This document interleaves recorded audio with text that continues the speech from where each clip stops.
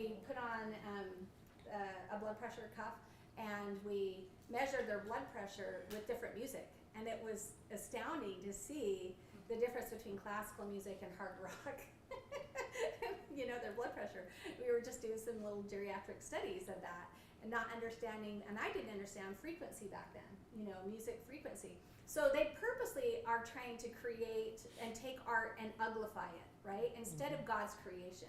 And so, you know, they're pulling down beautiful artwork in states, and then they're putting up, I mean, in New Orleans now they have a naked monster with full everything, with horns, and, you know, you're like, what? You know, why are they doing that? And then just the type of poetry that, or books that are, you know, that's why for the strength of youth, with our kids, we tried to say that good music, good books, good poetry, and so we can take those, and we want to capture the sunshine. And what is the sunshine? It's Jesus Christ. So everything that we're talking about is about Jesus Christ. Yes, Nancy? Our government has also allowed UNESCO, which is an international group, to come and give the Native Americans demand that everything be taken out of our museums, Yes. and given back to them. So Yes. I'm really grateful we got to film a lot of. Yeah, that is what I just barely learned on my trip, is that, and why UNESCO? So now you go to these sites, and they used to keep them really beautiful. So we went and saw the snake mound, and they wouldn't let us climb up on the, so we couldn't tell what it was. They won't mow it, they won't, and they are trying to take artifacts and hide them. So Lake Powell was named after William Powell, and his progenitors were the ones with the Smithsonian.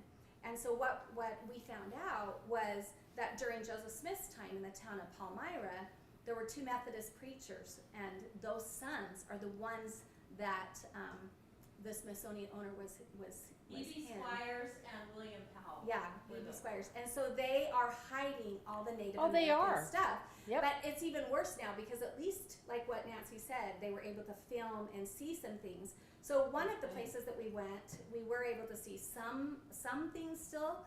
But like when the last day I went to the Cincinnati Museum, and I asked them, where is the Native American stuff? And she's like, oh, well, and I said, but I go, do you realize you're racing? I go, my husband's side of the family married into the Cherokee Indian, and he was a redhead from Ireland, and he lived on the reservation with her. Her last name was White, and but in a lot of Native American stories, so like that's why I was trying to tell you about this one. A lot of in Native American stories too, these giant redheads were cannibals.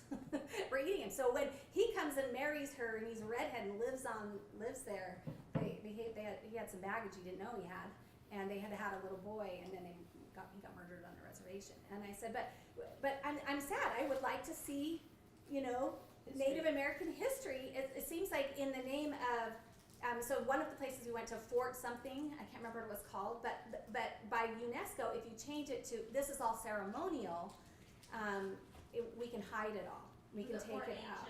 Yeah. Fort Ancient. That's what it's called. Fort Ancient, and it's a fort. It's not ceremonial. It's a fort, and it aligns with what happens in the Book of Mormon. But after I came home, I did buy this book, He Walked the Americas, and I asked Brock about she was born in 1897. Her name is Lucy Taylor Hanson, and she's collected all the stories, even it goes back and uses a lot of Egyptian, right? But all the stories from North America, Central America, South America, of this prophet that walked and healed. And so I believe, and she'll say, oh, this is a story from Mexico, this is a story from Peru, this is a story from New Zealand, this is a story from Missouri, this is a story from Virginia, and she's collected these that actually kind of prove that the Savior came to all those Indians, and right? she's proving the Book of Mormon to be true. And so I was like devouring this when I got home, because after seeing just one, we only spent like 2 days at the mounds, or a day and a half of the mounds. But so, I mean, the Native Americans and us, when you have good culture, you're looking at the beauty of God's nature. And we find those scriptures in the Book of Mormon where it says that all things denote that there's a God, right? And we go outside, and we can, if we're too much in our homes a lot, and it's summer now. We should go out and hike and see these beautiful things, right? And so we can feel the God's majesty and also just ground, right? And we understand now electromagnetism. We did go to several sites that they had an ancient American Stonehenge. It was so wow to see the alignments that they did, and to see a cave system where there was a sage, but there was a sacrificial table. And so you're like, are they practicing the Mosaic law? Or are they killing people? You don't know, right? Or when did they change? Yeah, when did they what change? happened, right? And yeah, so one of the stories that was interesting in here is that Christ shows up, or this prophet shows up, and when these two warring Indian nations are warring, and stops them, and he walks on water off the ship. So they know he's not normal, and stops them and teaches them the gospel of peace and love and kindness. And it's just, anyway, it just gives me goosebumps.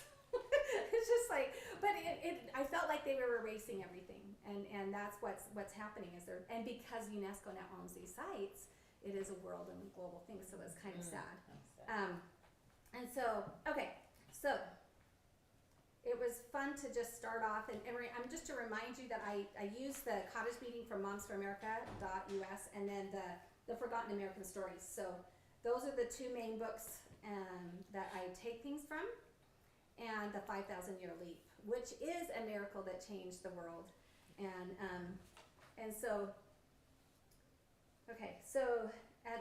it's Cleon Skousen. He extracted the 28 principles from the Federalist Papers, and they had to write those so that people could understand the new Constitution and then our Constitution, right? And so he's extracted these 28 principles that do transcend parties and politics. And if we learn more, that's why we're doing one principle every week. And when I teach that class, I just want to show you what God gave me, and the reason why I do it this way. So I do what is the principle, why the principle was important to the founders, why the principle, how do we practice this principle today, applications in action today, and then signs of success of the principle, like only a moral and religious people can maintain a republic. Are there signs of success of that, or are there signs of failure right now in that? And then affirmations on that principle, and then a family challenge so that the family can put it in their lives. And then we just have a final thought. So I've just broken it down in more simple way to be able to teach it on Thursday nights. And so these three pillars do begin in our home, and that is faith, virtue, and patriotism. And I think they were created by our founding fathers, and we had to nurture them in the home. And we see our founding mothers were on board. They were readers. They taught them through the Bible too about these things. And so they were lucky. They didn't have all the distractions of TV and cell phones and the radio. TikTok They had books. Yeah, they had books. Yeah. And then they had the town square. The town square to talk, and people weren't afraid to talk because they understood their sovereignty, that God gave them their rights, and they weren't under the thumb of a church for the whole state or the country, right? Yeah. And so remember with 2 Chronicles 7:14, if my people who are called by my name will humble themselves and pray and seek my face and turn from their wicked ways, then I will hear from heaven and I will forgive their sin and heal their land. So we know that the Hebrew meaning of the word repent means to turn around. So we need to turn around. We need to repent. And also when we try to take patriotism out of a country, and that we have to feed the world, and that we're a new world order. Every country, I'll never forget Trump's first talk when he was over in Poland when he was president the first time, where he said, you need to, I think he was at the UN is when he said this. He said, you have to love your nation. And it reminds me of this book. That's why I brought it again, because that's why I went to this library, this Boston Athenian Library. But Cyrus the Great, and you can get this at kimbercurriculum.com. Yeah, kimbercurriculum.com. And because it just reminds me of this, because Cyrus was taught by his mom, And then George Washington gave him a copy of the Travels of Cyrus. And his mom gave it to George Washington, and he was taught that he had to be a truth teller. He had to be obedient to God's commandments. He had to be sovereign. Oops, sorry, you guys. He had to be a sovereign. That he had to love God and love the people he's serving, and yeah. I was just gonna say, right down at the bottom, it has those 3 things that he Yes. accomplished. Yeah. So he was a builder of an empire. He banned slavery, honored religious freedom, and wrote the first human rights charter. And so this was That was Cyrus that did that? Yes, Okay, yeah. and this is 600 BC, the same Yes. time that Lehi and all of the crackdown on all of the priests were going on, and they were hunting them all down to consolidate power. And so we don't want to consolidate power. We want individual, freedoms. So even Stalin understood these 3 pillars of liberty. He said, America is like a healthy body, and its resistance is threefold. It's patriotism, it's morality, and it's spiritual life. So if they can attack those 3 pillars, that's why we call them the 3 pillars. And we also believe at Families for Liberty that, and I learned it from Julie Jackson, she always testifies that the gospel of Jesus Christ needs to be taught at the same time as the gospel of liberty. So wherever you're at in any of the 4 standard works, look about liberty. And really, this year especially, and I was kind of shocked going on this little trip that we went when we got to Lexington and Concord, and hearing, oh yeah, I forgot Paul Revere, or there were 60 writers, but we know that because of Longfellow poetry. But that started 250 years ago, so we don't have to wait till July 4th, 2026. The 250th starts now. Yeah. So we can start with our children talking about liberty, our grandchildren. We can this year start planning liberty trips, and testify that Jesus Christ is the great liberator.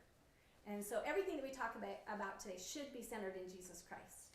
Well, education was reading, writing, and arithmetic with a Bible on your desk Right. until Yep. the early 1900s Yeah. when Horace And- Mann and Yeah. John Dewey destroyed that. Yeah. And that, so I still love my Steve Ciccolani, who's a preacher. Yeah. His book about Trump's unfinished business, he uses the 10 Commandments, and he starts with the 10th commandment because that's the Mosaic law. And he goes on down, and when he talks about adultery or fornication, he actually uses the court system, because this one court expert for this one child, it hurt him to have the Bible or to read the Bible or use that, and so they use that to pull the Bible out of our schools. This year, Texas won. It was like they got the Constitution, I think, last year, and this year the Constitution and the 10 Commandments are to be in every classroom, the 10 Commandments. So they're going That's back. good. I'm like, we need to follow Texas and talk about that basic Mosaic law, because that's with our temple, right? We have the law of obedience. That's the Mosaic law. Another really fun and interesting thing is I saw more 37s, and those that know me, and in Hebrew, Yeshua is 37. And I saw that when the first day we went I to heard you on your thing. Look, 37. 30. There's Tami and her 37s. well, and 17, because Jesus Christ was killed on the 14th, and then 3 days later he rose on the 17th. And 14 shows that he's the tribe of King David, because in Hebrew, David's name is 14 in Gematria. And so it was interesting to go into our first day. We went into Alexandria, Virginia, and we went into George Washington's Masonic. It's like a presidential library, right? It used to be called the temple. And we got to go through all the levels, and back then it wasn't taken over, right? and a Scottish Freemason was a Templar, and so to see that his statue was 17 feet testifies that George Washington understood who Jesus Christ was, right? And that the Masons back then understood that. And we even asked our tour guide with the compass and the square, which is male and female, with the G in there, what does the G stand for? And he said, well, God and geometry, because you can't create without sacred geometry. So isn't that interesting that we're talking about Capture the Sunshine, about poetry and music and literature, but then Common Core comes in and tries to take away our cursive writing so we can't see. It's also, cursive is good for brain development. But we can't read our founding documents. Cleon Skousen's taught that if you do everything in cursive, you will remember it 8 times Yep. longer than if you print. So this is part of the dumbing down of us. Yes. And then this to take geometry out and to the way that they teach math is so that we don't see God.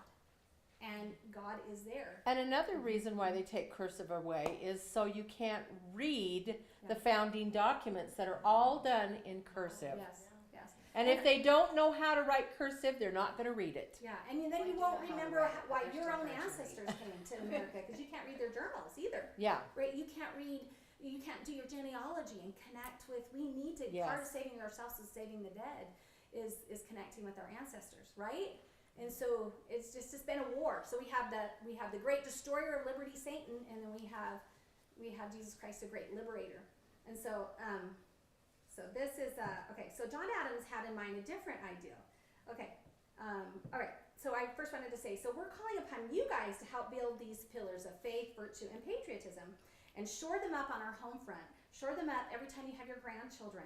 And we can have discussions and we can tell stories. Remember we talked about America Tell the Story? So that we can tell these stories heart to heart, and we'll have so many reasons that we love this land. And if we don't really try to teach this gospel of liberty and the true stories of the providence of God watching over this country and creating the Constitution, Declaration, all these things, then we will not understand.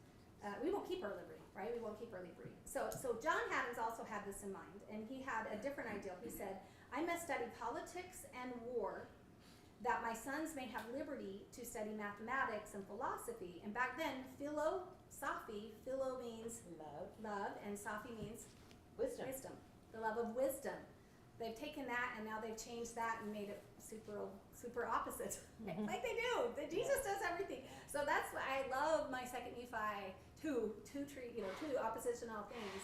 It's so much better, the story of Adam and Eve and what things happen with the fall. I just listened to Dershowitz talking about Harvard, which was the pinnacle divinity school Yes. to learn of God. Back then. And how it's been totally flipped to be the anti-divine. Right. You know? Oh, I love that. How the So- mighty have fallen. So that's why this lesson I think is important, is we have to be aware of those flips in all our systems of music, poetry, taking math and science and changing it, and then now we have the Bean Museum with evolution, where that we're taking all of these things and attacking the core units of the family and the genderizing. Creation. So last time I got in trouble and all of Nancy's videos got pulled down, and I still think,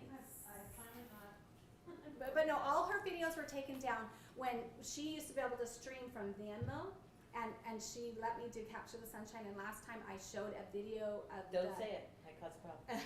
well, the Italian minister, and she just testified that she was being erased.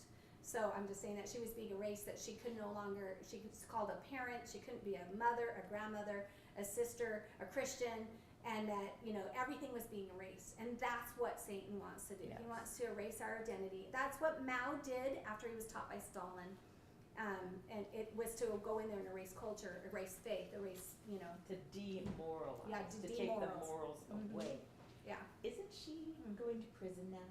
Like they tried to twist everything. No, I didn't hear that. Okay. I don't know. there's I one. haven't heard, because she was just recently in Trump's office, and she's Oh, still maybe speaking. It's the No, French. no, it's not her, because General Flynn, I follow on True Social. I'm Tami Liberty. You can follow, but I love to follow just like all of Trump's cabinet members and General Flynn. And he was saying she should have been Irish. She sounds like an Irish woman because she's just fiery up there, and that's why I used her video, because she was so fiery, and then she won. And we just found out that the we have Hungary now that's free, and Poland's now free. But and, Nancy was censored because of Yes. just a clip. all of her years and years and years of videos were completely, 10 years of videos were completely demolished. 2,000 videos because of that little of clip. that little clip. And that Wow. censored everyone. I mean, Yeah.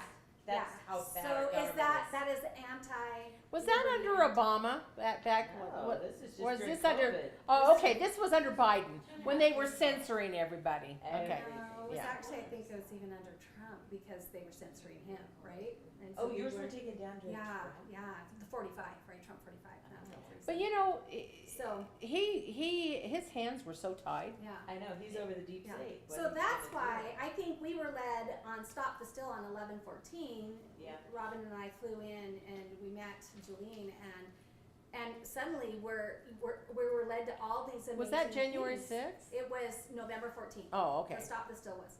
And the last thing that we did, we were just led, I mean, like, Venezuelan, two twins unveiled their Venezuelan flag, and we went to talk to them, and we said, are you from here? And we're like, well, we live in Florida, but we work and send our money back 21 years ago. Hugo Chavez, this is before we heard of the Dominion, and right now there's a court case with Mike Lindell with Dominion, if you're following that. Oh. And she said Hugo Chavez's bodyguard gave, she and her sister, they said that they just gave it to the Trump team, this manual. That's why all the elections in all these countries are being so, taken over, because they're using this software, but here's the manual.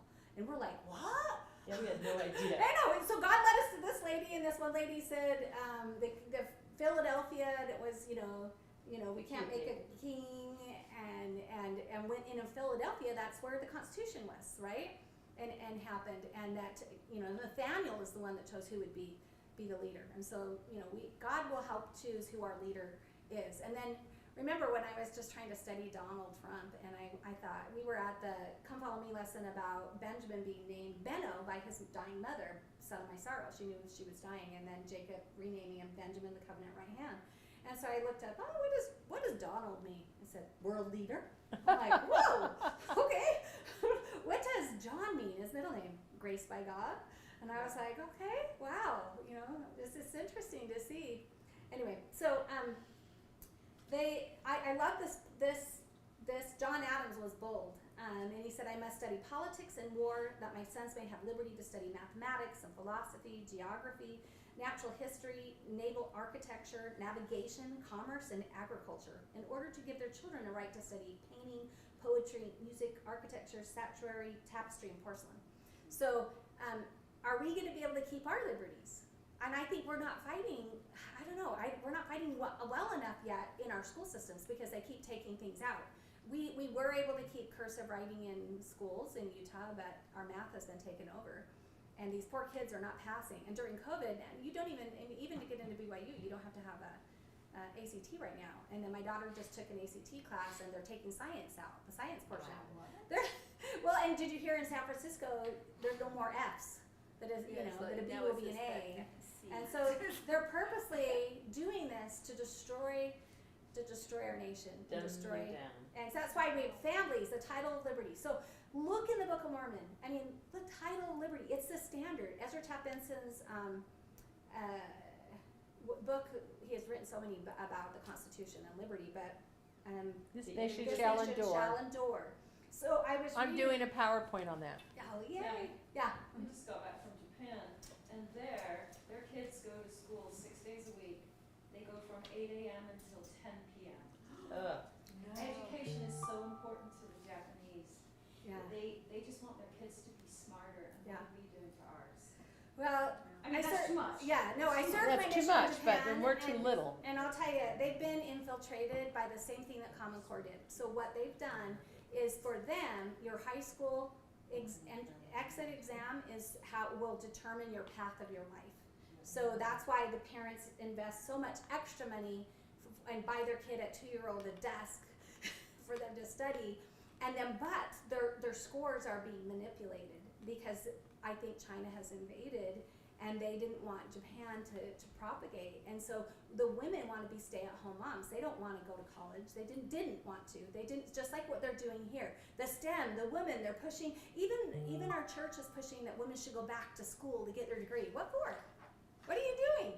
I mean, it bothers me. It really, really bothers me that we're pushing women out of the home, and then that I haven't heard the destroys. church doing The that. church, yeah, they I are. think education is important, but still within the church, like 50% Yeah. of the women are single, so it's necessary in a lot of cases. That is true.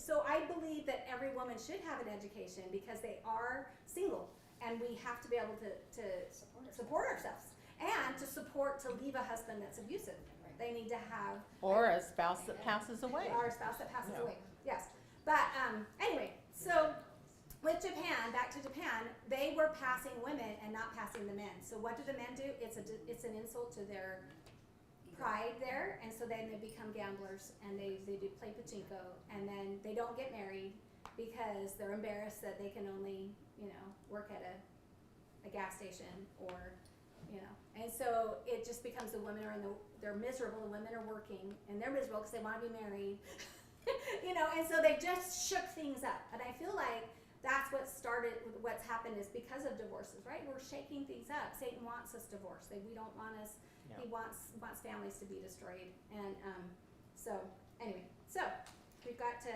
fight against that. So this book, Raising a Generation of Patriots, there's a chapter about making good use of the harvest. So free people have been blessed with prosperity, but it seems materialism has taken over our garden of liberty. And with it is accompanying companions of greed and corruption. That's what's going on, right? So the culminating event of the year's hard labor seems to be the big after Thanksgiving Christmas sell, right? Black and even our Friday. education system seems to be focused on making a living, which is good, but we've got to have this balance, right? We need to have this balance with God, and we need to put God back in, right? And so it's a good step for those 10 Commandments. Can you just repeat, materialism has taken over our garden of what? Our Garden of Liberty. So this little teeny book, I have them in my car if anybody wants one. They're Is that the Raising a Generation? Yes, it's just a teeny little book, and I'm willing to give you those. I have lots of them, and it just talks about how to grow liberty, how to weed that garden, and so that's why I think Julian always says the gospel of Jesus Christ has to be taught at the same time as the gospel of liberty, because we have to do a lot of weeding, because there's so much, Satan's working so overtime, especially in these last days. So I thought I wanted to go back to my daughter getting her patriarchal blessing, and remember my 37, and I show up, and the first thing he asks my daughter is open up to Alma 37, and I'm like, what is God still trying to teach me with this? Jesus, 37. And he asks her to read it, and it's about the Liahona, and it says the Hebrew definition of Liahona is a compass, right? And he said, take that word away and put your patriarchal blessing in there to be the compass of your life. And what I've noticed in my 5 kids is that my year 2000 kids, and then 2004 and 2009, remember I had 10 miscarriages, but their patriarchal blessing started saying this is the last of the last days. And then I started noticing that they really listed their strengths and their gifts, and that they would have to use these gifts because the Savior's coming, right? Mm-hmm. I think what we are forgetting is that the spirits that are coming down, Yeah. right? Mm-hmm. They're unique in every person, but our education has forgot to nurture that which is unique within each child. Right. So when some of these homeschooling parents are taking their kids out and they're trying to follow the passion and the interests of the child, Yeah. that child really blooms, right? You're Right. pulling out the weeds and nurturing that which is their nature. Absolutely. And that's what all of these systems that are just like more education, longer days, more hours. Well, AI is going to be giving you the information, Yeah. but what you need is going to be the creative Mm. part of who you are and what you're supposed to bring forth and connecting to your spirit. Right. Right. And that's what the patriarchal blessing is. Yes. Remember who you are eternally Yes. and manifest it here on this earth. So beautifully well spoken. So I was watching Fox News, and Jason Chaffetz was on there, and they were talking about unschooling, and this lady was disagreeing with him, but unschooling can have a bad thing if you're not really schooling at all. But the premise of back when I was homeschooling, so I started homeschooling. My son is 30. I flew to my first homeschool convention from California to Utah because Abraham Lincoln was bisexual and a Democrat in the textbook. And I went and bought all of Cleon Skousen's stuff with the Kimber curriculum in a suitcase, and went, I'm going to have to homeschool, right, from that many years ago. And so unschooling, at first I was like, whoa, because I'm a school teacher. And I'm like, no, I need to do my math, I need to do this and that, and I did. But I had to step back and say, I'm not teaching high schoolers, I'm teaching little kids, and I had to use the spirit. And if they were interested in Indians, right? So then we would go get books about Indians. I would try to figure out math about Indians. Now I would do the sunsets and the solstices and astronomy with that. But I found field trips where my kids went out and we we learned what was edible, and we gathered that and ate salad. We did how to start fires. We did how to make shelters. And I used that as, you got to go do these fun things if you got this done. And we did our English, we did our reading, we did our math, we did, what science experiments can we experiment with herbs, right? Learning. And so we would take that theme of what their heart wanted to go learn, and I was you got to learn to, and I had to change my heart. Mm-hmm. And what you do and what's missing in our society are people that are creative problem solvers. Mm-hmm. They look at a situation and then they pull from all of their experience, and it's their spirit. And when we connect back to the sunshine or to Jesus Christ, and trust that there are guardian angels, there are people that want to help you and assist you from the other side to fill the measure of your creation. Yes. What's your purpose? Boy, we've lost that entirely, and that's, I think, where we will eventually go back into in a millennial type society. Yeah. But it might be only these little pockets of those that are waking up to the toxic wasteland that we are trying to educate our children in, that's it's a immoral. toxic wasteland. It's so Yeah. I think that fixes a lot of the behavioral problems and the ADHD, because the kids are learning what inspires their mind and gives them that dopamine. Yes. Yeah. And sets them on fire, instead of being told to focus on these things they don't care about, and it doesn't feed anything. And they're like, that's why is this innately math, interesting or to why them. is this, why am I learning this? Or Yeah. Exactly. So I do have to tell my story of my son. So my oldest son, they had never hired a BYU students before, and I didn't have my kids. I wouldn't let him use in any social media, and then he gets to BYU. And he started public school in 8th grade when we moved to Utah, but it was every other day, and then he finished. I would go back. You can't do this now in Utah. You can't go to back to school night, talk to each of the teachers, take pictures of the USBs on the back of the books, and see if this book is good or not, right? And you can't do that. It's on Chromebook, where they can actually, our school system, UEA, still has not removed porn off the computers that these kids have. So now, when my son, who's coming home from his mission this July 2nd, guys, when he went back to those last year at Lone Peak, there was no like parent-teacher conference in the library anymore. I had to trek to each of his classes, and the teachers don't care if they're showing up. They don't. I mean, it was a mess, and I was like, these COVID kids and what kind of missionaries are they going to make too, right? And so, but back to my older son's story is that he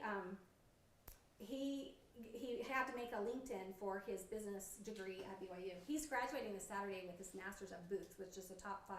He wrote a vision board and said he wanted to find a job that would pay for a top 5 MBA program, and that's where he got his job. And so he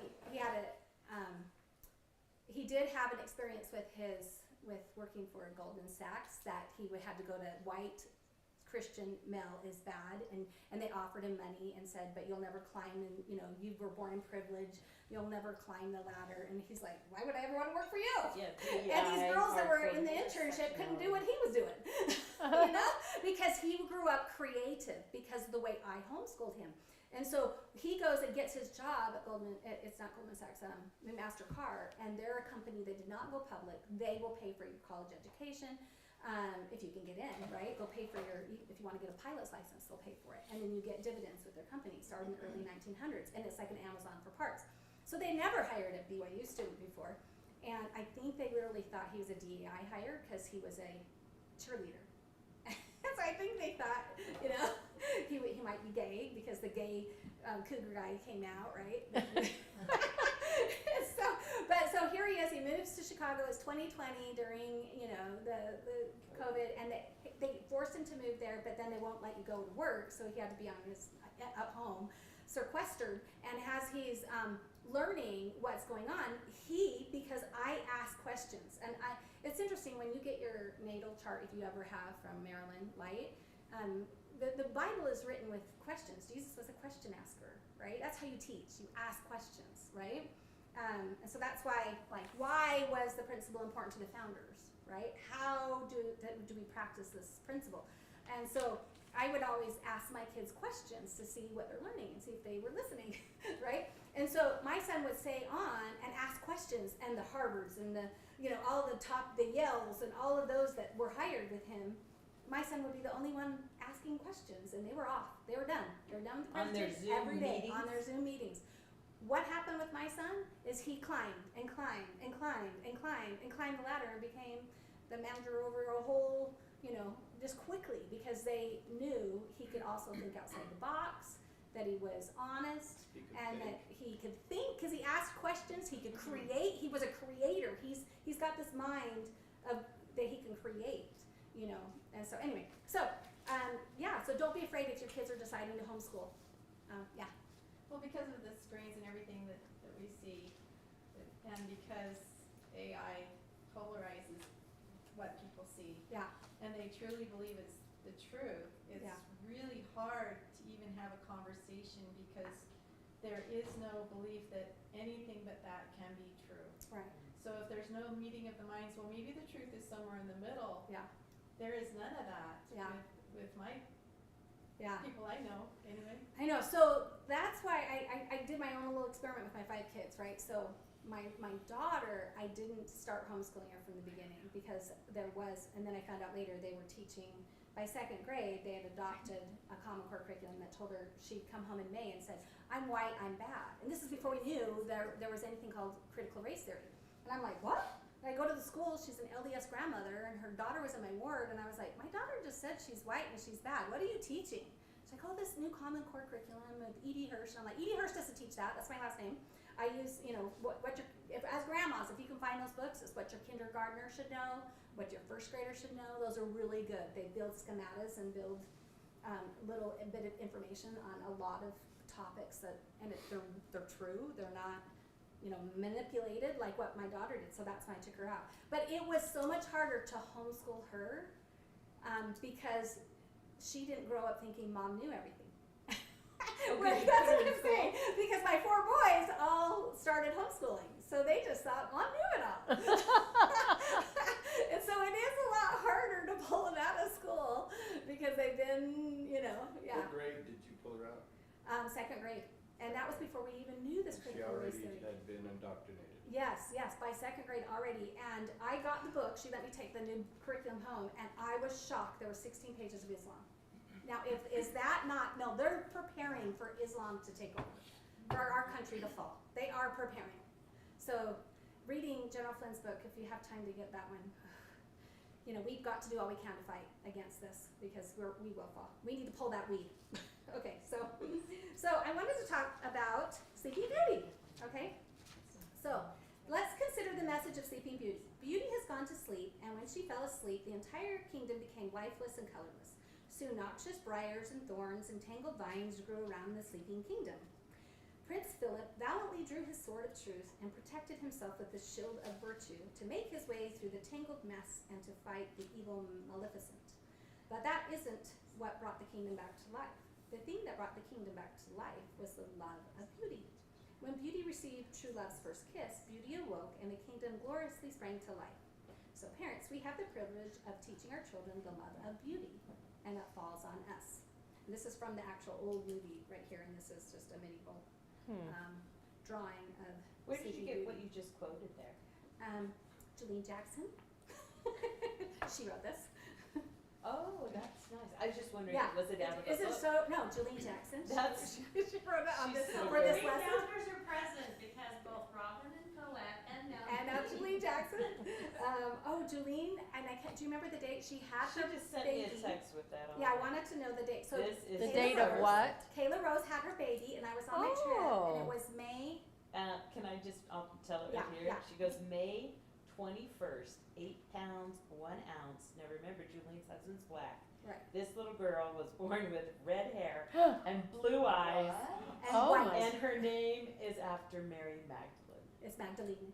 And Magdalene. they Is say that the Magdalena. cutest? So her daughter knew that she was going to name her Magdalena, but had no idea she'd turn out and Red Well, hair is and her blue husband eyes. a redhead? No. At Julie's house. I she has didn't think Julian's so. by the Yeah. family. Oh yes, the Beasleys. Yes, they're all redheads Yeah. and freckles. And Yeah. I grew up. I mean, I'm looking at the baby with the red hair, and I'm like, Julene, it looks like you. What is going on here? Oh, that's And hilarious. I was like, I'm gonna hold this baby, and people are gonna wonder whose baby is that? Yeah. Right? Because I mean, Mary Alice, not Mary Alice, but Kayla Rose She does look black. Yeah, Oh, yeah. yeah. Yeah. Absolutely. So I have a good friend from Iceland, and Iceland's DNA are very blonde, very Yes. pale, and very blue-eyed. And she married a dark husband, and her first baby came out just blue-eyed, the whitest, not white, just the blondest hair, but almost white. I mean, like, and the whitest skin, and we're like, whoa! And yeah, he'd carry his baby around, and they're like, what are you doing? You know? Then the next two kids came out like him, but it was quite shocking at the very beginning because we were like, oh boy, those genes are really strong in Iceland. She don't know how, but it's so beautiful that she actually knew, but she didn't know that Magdalena had red hair. So Jolene was able to tell her that, and that she's like, yeah, my children are listening to all my stories and all the things, the trips that she's attending. So I think that's so beautiful. So May 21st, that's beautiful. I was listening to a podcast this morning. They said Jesus had ruddy hair. Yeah. So Well, I did played King here. yes, I know. I played. that set down his line. Yeah, Yeah. and Yeah. David, Yeah. in the Bible, remember I asked my good evangelist friend, I said, where does this red hair come from? She's like, oh, and it's 1 Samuel 17 where David is fighting Goliath. I think that's where it's at, 17. And it says he was fair-skinned and ruddy. She's like, of course that's red hair. And then Yes. remember, I played in my other lesson during Portugal's slides, I think it's where I found Pontius Pilate, and then the governor before that, they wrote Augustus Caesar. And they had met Jesus and wrote that that's what he looked like, and that he looked way different. He emanated this light and power. No wonder when Elder Holland during conference had mentioned when they came to arrest Jesus that they had legions and they had swords and they had lanterns because this man was a being of light, and they knew that they might have a battle on. You know? Well, So doesn't he this- say something and they all fall down? Yeah, so they Yeah. asked him, are you this person who thinks you're the King of Kings? You know, and he's like, ego am in Greek, which is I am. And so back to my 37. 37 times in the Old Testament it says I will be, and 37 times it says I am. So the New Testament testifies of Jesus Christ. Anyway, so I think it's so beautiful. Okay, so we got our Sleeping Beauty. So capture the sunshine with beautiful works of nature, art, and music, and poetry. And so, okay, so this one must have gotten, okay. Which one am I on? So I want to make sure. Okay, so we can access great works of art right in our homes that previously could only be viewed by the rich and the elite of the past. Remember, they would, the systems over in Europe, you couldn't have a quality education unless you had your private tutor or you go to your private schools, right? And then in the colonies, they had to decide whether, you know, they could afford which child would go, which was more apt to go, and things like that. And so our homes can be filled with these beautiful symphonies of music that used to be reserved for royalty, and all the exquisite and ennobling words of the poets and great thinkers and writers were merely just right now a click away, and are available to even the most humble homes. We have so many resources at our fingertips. So it's been said that when an individual or nation lacks in beauty and those qualities that we term inspirational, we become devoid of humanity, love, and self-respect. And selfishness and violence fills the void. Have we seen that? I loved getting the Ensign because they always had beautiful Yeah. artwork on the cover or the Yeah. back page. And do you remember they used to put in, people would write music, Yeah. and they used to put music in there? Yeah. And I don't get the Leahona anymore. Yeah. I don't know what the Leahona, I don't even know if it's pretty. But I looked at that and I immediately went to the Ensign. I went, Oh, that that's reminds me of Ensign covers. You know, Well- glad it's free now. Yeah, it's free I now. know it is, Yeah. yeah. It's free now, so you can order it. So on my mission, every place that we were, so I was in Japan on my mission, every one of the places we rented had stacks and stacks of ensigns. And so I made flip charts by just cutting out these gorgeous, beautiful paintings. And this trip when we were in Palmyra, I looked up, Brock helped me find out what Palmyra meant, and it means palms or eternal life. So there were 4 big churches, they call it the Four Corners churches in Palmyra, that were there during Joseph Smith's time.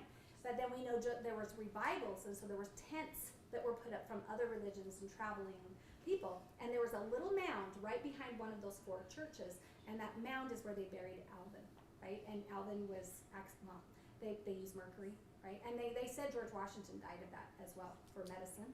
They use mercury. And so when I went to go see, Still putting vaccines in, don't they? yeah. So when I go, there we go. There's the evil side. So when we went to the Grandin Press in Palmyra and listened to how, you know, the miraculous, that place would not at first, and he even went to school with Joseph Smith, he would not print the Book of Mormon. And then he went and tried different places, and eventually he was talked into printing it. And but there was this printer that was like really fast, and it was the best printer from the, you know, ever, that happened to just, because the river went right by there, could come in and what my 37, so we watch her and how she's printing it, and you print one page with 16 pages, and then you have to fold it, and it makes a signature. And she said 37 signatures make a Book of Mormon. And I'm like, No. Come on. Jesus Christ. And my daughter's like, why is the Book of Mormon called the Book of Mormon? You know, and I'm like, you haven't learned that yet. And they're like, it's another testament of Jesus Christ. So in that little museum was one of my ensign pictures that I cut out way back in 1987 of the stick of Joseph and the stick of Judah. Guess where that is found in the Bible? You'll never forget it now, hopefully. Genesis 37. Ezekiel 37. Genesis 37 is the stick of Joseph. He's sold. It's Joseph when he's 17 gets sold into Egypt. It is Ezekiel 37 was the stick of Joseph and stick of Judah. So God is teaching us something. He's in the numbers. I don't know. He's teaching us something. And when we get to William Penn, you'll find out the 37-foot statue. With William Penn. Okay, I'm sorry I interrupted. Okay, so we got to finally go to the National Forefathers Monument in Plymouth, Massachusetts, and got to go see the rock where they landed and get on the Mayflower 2. And The movie Monumental was. yes, the movie Monumental. And I wanted to play a portion of that. And if we do have time, I wanted to play a portion of that. So we might do have a little time. There's just like a 14-minute thing that he explains all the symbolism of it. Did I put it in there? I think I did. Oh, I did. No, so it's part of it. Okay. And then I'll try to make it really big. There's nothing like bones to remind you of your heritage.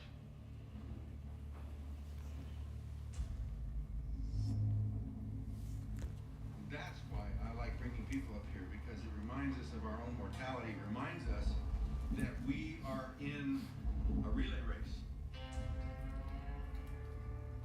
We're in a generational relay race. And they understood that.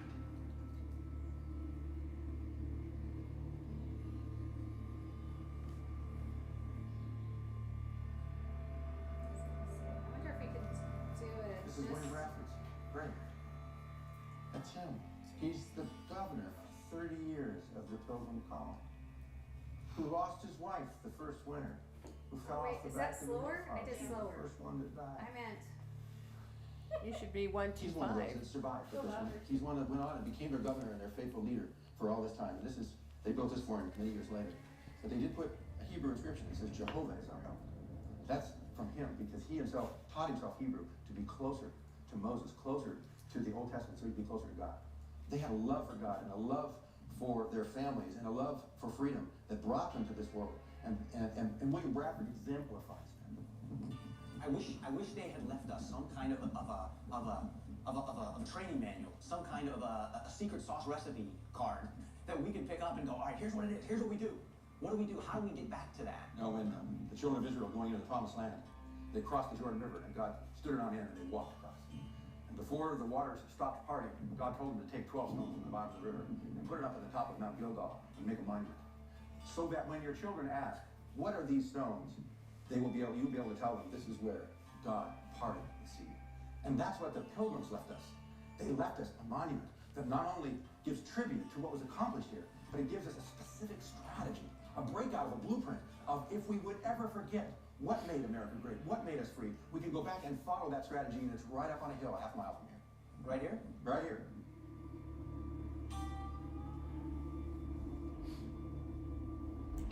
They just fixed the broken fingers law, and they had a crane there when I was there, but they're fixing it.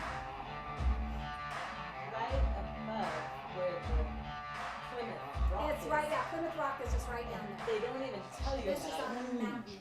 It's 180 tons of solid granite. It's the largest granite monument in America. And 81 it's hidden on a feet. hilltop overlooking Plymouth in a residential neighborhood. I've never heard of this. Hardly anybody in America knows about it.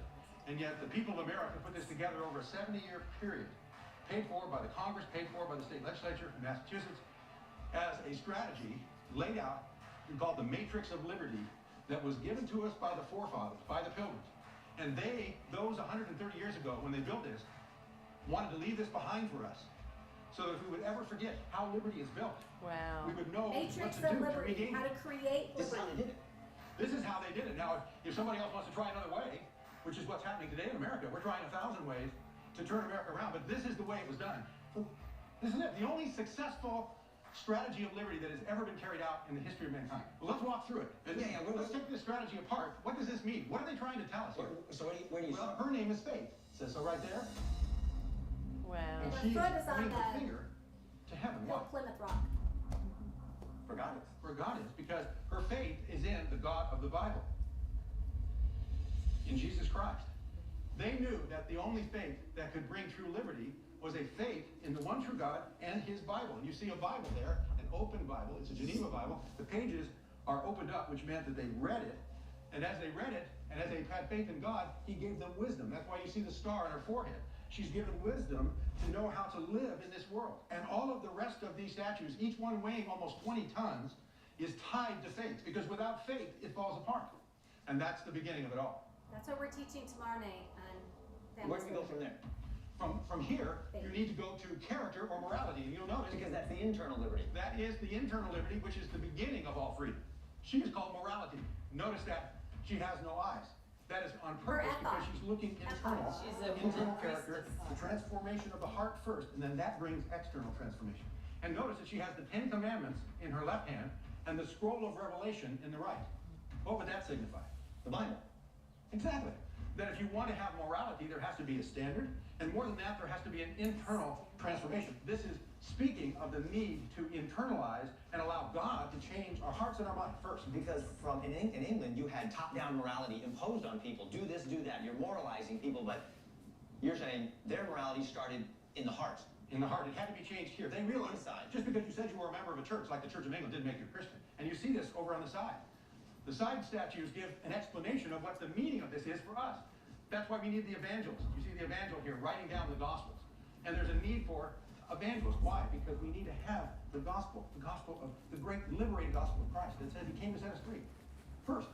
So this is completely contrary to the way the rest of the world had done it up to this point. The pilgrims are saying that morality starts internally with the gospel. The evangelist has to preach the message that transforms the heart, and then you want to do what's right, rather than being forced to do what's right from the king who tells you what good and bad is. That's it. Okay, what's next? What's next is, and you see the development of it, if you want to have a free civilization, you need to have civil authority or civil law that will give a base for that freedom. In other words, you've got to have some degree of order in society. And that order, as you see here, is built upon law. The principles of God's law then are related into the civil law. And that's what we see here in his left hand. We also see his hand. His right hand is extended in mercy. Mercy toward those that he's dealing justice with. Why? Because this form of law has a degree of equity in it. You see this in the side statue where it's yeah. Justice. Lady Justice. She's holding the scales of justice with justice and equity, which means that, you know, when a crime is committed, it should be cared for in terms of its punishment. The same for the rich and for the poor and for everyone else. There should be equality under the law. On the other side, we notice that this form of law is different than the laws of so many nations that are built on tyrants, that are built on, if the Aztecs wanted to cut your heart out, they just cut your heart out. Here, mercy. Mercy built upon the base that he offers us, mercy and grace, along with law. And in this form of law, there is that tremendous mercy. So you have to start with faith. Faith in the true God, that produces the internal morality of the heart. You have a standard by which to judge what good and bad is, and then you create a moral system of law to have a basis for a free and just society that can mete out justice when crimes are committed, but also extend mercy to people and show them grace. And then that gives you the freedom. Once you have a society that's built like this, now you have a civility in society. Now you can educate your children.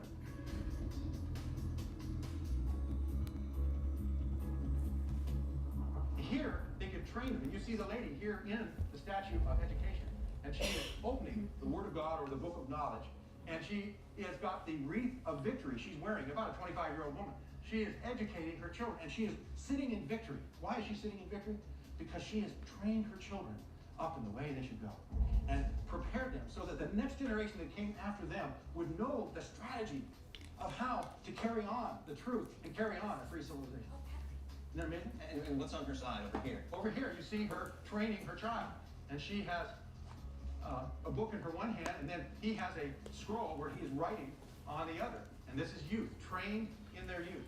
It was the parents' responsibility. This would be the mother training up a child in the way you should go. You know what I think is interesting is that they had just left England and left this top-down government system. So when they got here, their idea of education wasn't send your kids off to a government school to educate them. It was the parents' responsibility to do this, particularly because their worldview was different than the government's worldview, which would have been, no, you're a nobody, you're a slave, you just lay down on your back and do whatever the king says, which is sort of the attitude that we get in most governments today, that you just do whatever the government says, whereas they're saying, no, it's our responsibility as parents to educate our kids and to teach them faith and internal morality and to understand the importance of fair, just, and merciful laws. And it's passed down from generation to generation. And if you see on the other side, you'll see how the grandfathers played a role. For it's not just the father. Of course, the father and the mother are the key educators. But the key is the hoary heads. Those are the older ones who also have a role. Because you see the guy with the beard here, he's the old guy. And what do you see his left hand pointing to? There's a book, and it looks like we get the 10 Commandments again. 10 Commandments and an open Bible. Okay? And so he, being older and wiser, he knows the commandments, he knows the Word of God, and then he is pointing to that, and then on the other side, what do you see? Okay. That's the world. The world, right. So he is teaching the younger generation, both his daughter and his grandchildren, how the world works from a biblical perspective. And all of this leads to something, Kirk, and that's, you see the strategy building, from the internal to the external, to the law, to education, to pass it on to the next generation. And what are they passing on? They're passing on liberty. And this is what is the result of living out that strategy. And his name is liberty. So beautiful. Liberty is amazing. Look at liberty. There's so much symbols on him.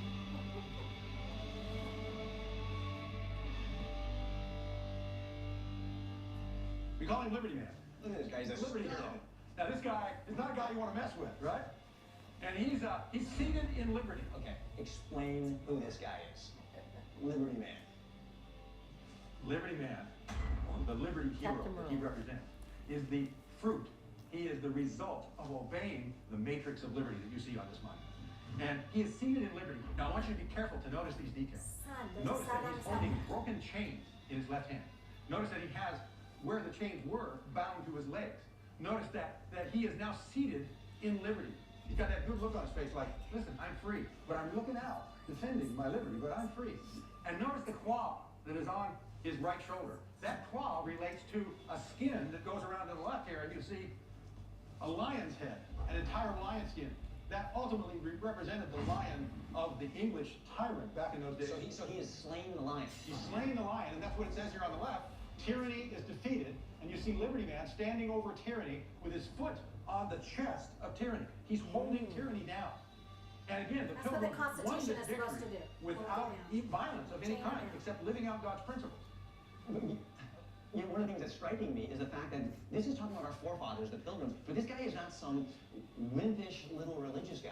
I mean, this guy is a stud, right? Yeah. He's strong. He's looking out. He has just defeated a beast, and he's got a sword in his hand. That's right. And he's here to protect, right? That's right. He's prepared to protect his family and to defend the laws that they have made, and ultimately to defend their values and their character, their faith. Exactly, exactly. And it shows you that if you do it right, you can be strong as an individual, you can defend liberty, and if need be, you can fight. You don't want to fight, but if you have to, you're ready. But the point is, because you've done it God's way, there is a long-term blessing that goes with it. This is awesome. This is it. This is it. So Peace Kirk, this and is prosperity. that recipe. This is that strategy, that matrix that was what built America. This is it. And if we want to try something else, yeah, people can try other things, but in the history of the world, the one strategy that has brought more liberty, more prosperity, and more joy than any other is this strategy. Why would you go anywhere else? Isn't that amazing? It's so good. So he did on his helmet have a sun. So Yeah, I capture the saw sun. that, Yeah. capture the sunshine. So let's see. How do I go back? How do I go back down here? that make it smaller? No. Okay. That's not what I want. Just use this go button. Do what? I don't know where I have too many things open. My dear brothers and sisters, Oh, gosh. how grateful I am for this marvelous, Okay. for How'd the that get on marvelous there? messages of this conference, Okay. and for my privilege Wrong to one. speak with you now. You've got too many windows I open. know, I got too many For windows the open. more than Okay, where is 36 that? So I years just have to- I've been an apostle. Okay. The doctrine of the gathering I of gotta stop Israel something. has captured my attention. Okay. Where is it? Everything about it has You guys, intrigued me, where would it be? Well, look across including all the your open ministries windows. and names of I thought I Abraham, signed- Isaac, and Jacob, their lives and their wives, the covenant God made with them and extended through their lineage, It's right there. the Where? dispersion of I muted it. Oh. Yeah, right there. Okay. Okay. Oh, I know how to use technology so well. At least I'm trying, right? Okay. So There you go. It was really amazing to go see and be and feel, and it was on a mound. I wonder what native tribes were there because there was the Massasat. Is that how you call it? The one up at the Capitol, Yeah. that Indian, Yeah. is a sculpture that is there. That's the And it same was as done here. by Dallin, he's a Utah artist down in Springville. Yeah. But, and so I'm looking at the, what is it, Plymouth Rock, Yeah. and then up on the hill, I'm seeing this Indian that I've seen in Utah, I'm like, what? And then I go up to the freedom thing, and I'm like, isn't that interesting, our connection? But when you're down and looking at the Plymouth, and they're talking to the You people, can't see it. nobody says anything about Not this. to It's- go up there and look They, at that. they never mention freedom of religion, No. they never mention anything. Yeah. It's kind of like, Yeah. we're in mourning over the tribes that were, displaced or whatever. Yeah, yeah. It's really incredible. So notice that she No, has they're like, she has a nest on her head right Driving now, and up. has for years. So I wonder if it's an eagle, because she has a nest on her head now. she And does? remember- Yeah. See? So in the book it says faith and the star is the Magi star to follow Jesus, to follow. He So was called the Star of the Morning. the star of the morning. Oh, so there we have the morning sun on his helmet. So that all goes with that. Okay. So what's missing today? Our way of government is the best the world has ever seen, and there we have the Liberty Statute, the Liberty Man, and will require our diligence. We have to pull those weeds and understanding and then maintaining it. That's why we have to teach the gospel of Jesus Christ at the same time as the gospel of liberty. And it's the human secularism, right? That Yeah. they've eliminated God, therefore they Yeah. pulled the rug Yeah. out from under your Yeah. morality and all this So once they teaching. did that, then now they're trying to demoralize the men and not let them be the liberty men and not, protect, right? And they're just making it this big imbalance. So the belief that freedom is so rare a gift that only a moral and religious people can hold on to it is what they believe. And our nation was raised up by the hand of divine providence, and we need to teach our kids that that means God, and that our rights come from Him. Our rights come from God, not government. President Trump has said that several times in his rallies. He brings that point up. He's using these principles, and he understands these principles. So we got to go on the Mayflower too, and hear all the stories and see how they navigated and where they slept, and it's interesting because Isn't it you and the little animal? which one? Blue? I'm the blue. Lena's the other. So wrapped up. Yeah, we were the whole trip we had I just brought these. The bus took us to a Walmart and I got warm things because I was freezing. And so that's the Plymouth Rock right there. And then that's the Mayflower just right next to it. And so if you bring your kids there, what we didn't get to do that Jolene always gets to do, and she's done this for her Thanksgiving, is there's Leo with this little museum across the street that will give you a whole tour. And you can hire him to talk about the statue with your family. But we didn't get that. And then we showed this video on the tour. And then there's a Plymouth village, a reenactment village, but we didn't get to go do that because we were hitting too many things. That it was like, here's a little bit of that, a little bit of that, a little bit of that. And I'm like, oh, we don't get to go in the Library of Congress and see the rare Book of Mormon that was checked out by Abraham Lincoln. I'm like, we're doing a Book of Mormon National Sacred Covenant tour. Wouldn't we get to do that? But You probably and don't I found even out realize that the it. Library of Congress was closed on Monday, so that's why Oh. we couldn't do it. So if they had just tweaked their schedule and found out when you're making things, but so This is God's majesty. Okay. All right, so when we look at this beautiful sunset, how could a person be an atheist after beholding the majesty of the setting sun on the horizon? Or the sunrise even as well, right? Our children can see this beauty because we can point it out to them and testify to them of God's majesty in creation. That word testify, the only way that Holy Ghost can work is if we do open our mouths and testify. And so like Lone Peak does this originations tour where they do all the, they go back and do all of the church history stuff, and they have those kids, no phone, they're not allowed. They have to read the Book of Mormon the whole way through, finish in the Sacred Grove. They're given talks, they testify at every location, and so it's a much more spiritual trip if you all have a turn to talk about and share testimony of Jesus Christ in these sacred, holy places and spaces. And so mothers will be the ones who will help our children see what so many do not, or grandmothers. And then grandfathers, if they have time, or fathers, if they're able to, right, they can point it out as well. So that's why we decided to make it not just be moms, but be families for liberty, because it is a title of liberty that our men, our Captain Moroni was Captain Liberty Man, and he said even if there's just a small band of Christians, we will still raise the standard. And that standard was raised everywhere in all these towers. Remember when I was in where King Herod was, and it was the last stand of the Jews that were on the top of that mountain? Masada, yeah. And I'm reading, and again another 37. There's 37 towers! So I wonder if there was 37 towers, and that fort, ancient, because it was a giant on the top of this mountain. It was flattened, and it looked like a fort where you would go for, when you read the Book of Mormon, a place of refuge.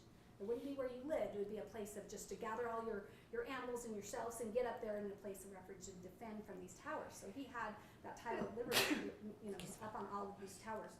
So we need to cover our walls with great art that inspires souls instead of paintings that match the couch. And we see that everywhere here in this beautiful home, that artwork that inspires and testifies of Jesus Christ. The mother who shares from her own heart these beautiful words and paintings from the finest literature instead of empty words written to merely entertain. The mother who helps her child feel the stories and wonders of nature as she takes the child by that hand to explore God's handiwork. Every effort to connect our children and grandchildren to beauty will be some of the most important gardening we will do. And think in yourself what you've done as a grandmother or mother to do that. And if we haven't been doing it, we can change. We can take artwork and take it out. And like when, things that inspire. So, oops, I went too far. Okay, so liberty principle number 9 is to protect man's rights. God has revealed certain principles of divine law. That is the law that he was talking about that has mercy and justice under a sovereignty that we get our rights from God, not government. And so we have to have divine law, and that's why they studied the Mosaic law. So truly the greatest acts of patriotism a mother and father can perform will be in the walls of our own home. And so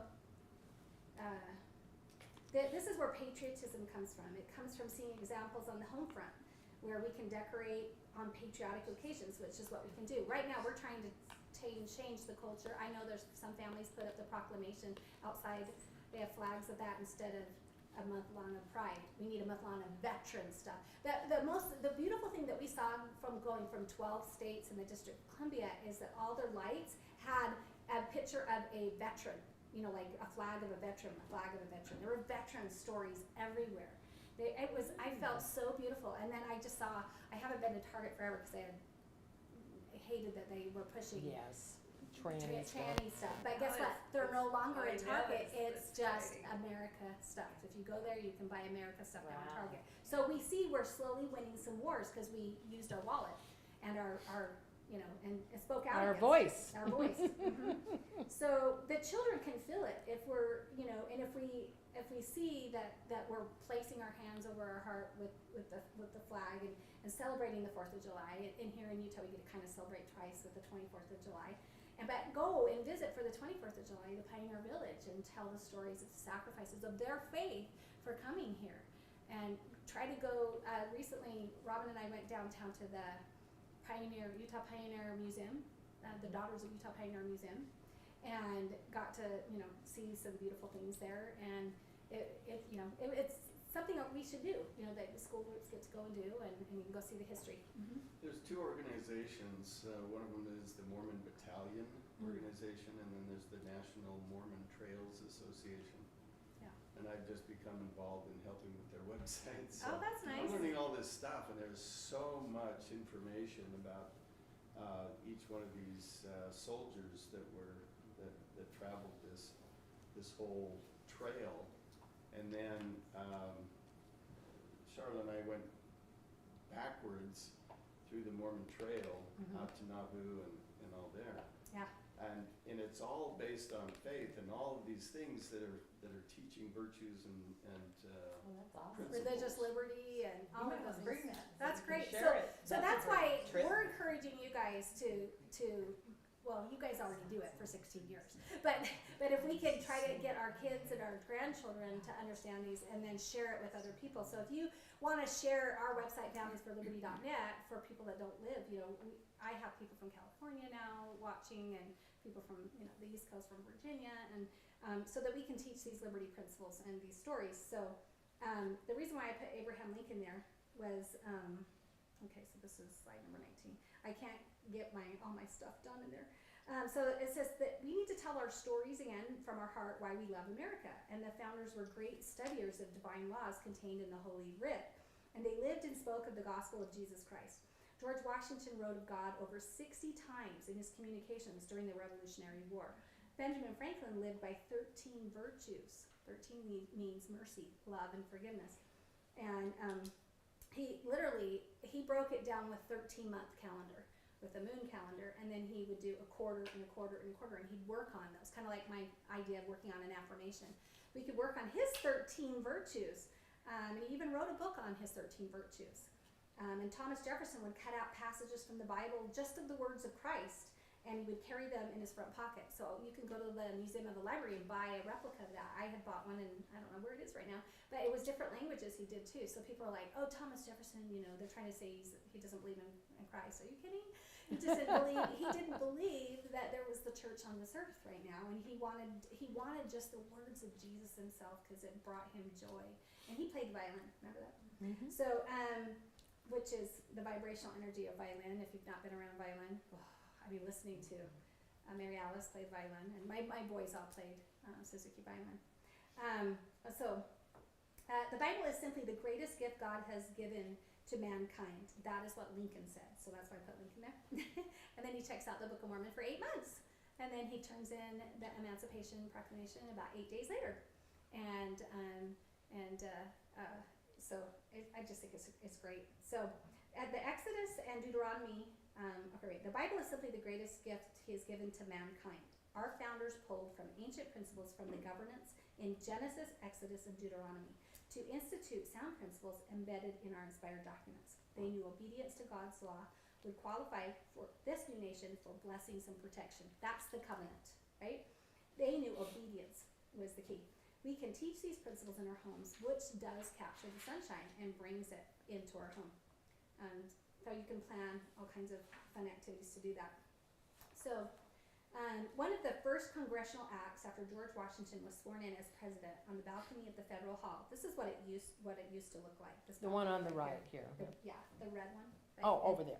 Yeah, and so he was on the balcony of the Federal Hall. There was 13 things on the railing, and then you can't see it in the picture.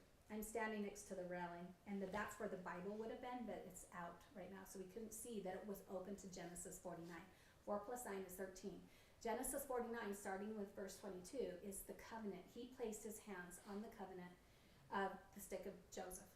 Joseph's seed coming, the blessing and the covenant. Blessing of him to come to this land of promise. The Hebrew way to say promised land is land of promise 37 times in the Book of Mormon. Remember, and the Mosaic Law is 37 times there. There's 37 miracles recorded in the New Testament. That's why God just keeps giving me Jesus, Jesus, Jesus. And then the reverse chiasmus of 37 that we find in Genesis 1:1 is 73. And it means Mashiach, or means the title Christ, which means anointed, or the Messiah, right? And so, and also 73 means wisdom. So Jesus is our great wisdom teacher, right? So we need to be like him. So here's our George Washington. This is, so if you go here, So he placed his hands on there, and that was a Masonic that's a Masonic Bible in New York that they took, and he opened it specifically to Genesis 49. If you want to read the trilogy books from Tim Ballard, it's the Hypothesis of George Washington, the Hypothesis of Abraham Lincoln, and then the last book he wrote was about the Pilgrim's Hypothesis, and it has little few codes where he teaches at locations beautiful stories. His major was history before he started saving children. And so if you walk just literally, it's right there, and just a few blocks away, you see that steeple of this church, and it's St. Paul's Church. And don't be fooled that you can't go in it. You can't go in the front, but you walk around the back. You can see Alexander Hamilton's grave and learn about him. But walk from the back, and there's Hebrew. So this little thing in the center, it has a triangle, and it has the Lord, which is Yod He Vav He, on it. And there's Hebrew everywhere in this little chapel. So just like you saw in William Bradford's grave, Hebrew. And so I've done this twice with my daughter to walk in there. And I think that time accidentally I was on Marco Polo, and I answered the phone. I'm like, oh, I'm walking to St. Paul's Chapel. Hi, Colette. Yeah. So he attended, as soon as he became president, he attended the service to pray and to live under the divine principles and establish this government and our laws accordingly. And so we're set up as a divine covenant land. So Bible verses where we can learn truths from God's word for biblical citizenship, right? We have civic citizenship in our founding documents that we need to study. So in James 1:17, the Lord tells us every good gift comes from God. James 5:13-15 reminds us if we are afflicted to pray and sing merry psalms. If we sin, we can be forgiven, and the Lord will raise us up. That's why we use the symbolism. Teach your children and grandchildren. If you need talks for your baptisms, I have really good talks on baptism and faith and the gift of the Holy Ghost, where you make a little box with all these little things in, and you tell the child or the grandchild about the symbolism of baptism and the gift of the Holy Ghost. And then Acts 16:23 and 25 tells when Paul and Silas were in jail. They were beaten, and at midnight they prayed and sang songs, and others heard them. Imagine how the melody would have filled that night. And then it fell, the prison opened. And then they were going to kill the jail keeper. I went there last summer and saw his jail in Greece, or Turkey, now it's part of Turkey, but Ephesus. And he didn't want the jail keeper to get in trouble, so he just stayed there. He says, that didn't happen. He didn't let us free. We're still here. So I just thought it was really cool. Okay, so Psalms 100 tells us to make a joyful noise to the Lord and come before him with singing. So some of you might have that tradition on Sundays to listen to the Tabernacle Choir, or to listen to holy music during holidays, Easter, or whatever. We need to remember to keep these traditions going. So make your own traditions, but keep these traditions going.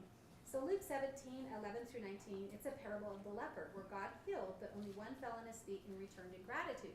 So that's another good one that you can teach at Thanksgiving time, and then you can bring up the story of the first Thanksgiving, and even that.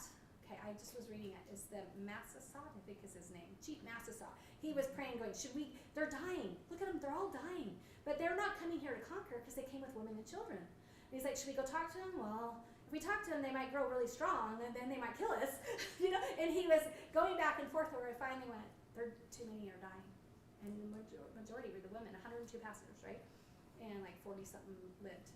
And so, and then when I was on the Mayflower, they talked about they weren't going to allow them on the boat to sleep, because the boat Mayflower stayed in dock, and he only had his sailors on there. And they said, get off the boat, start building your stuff.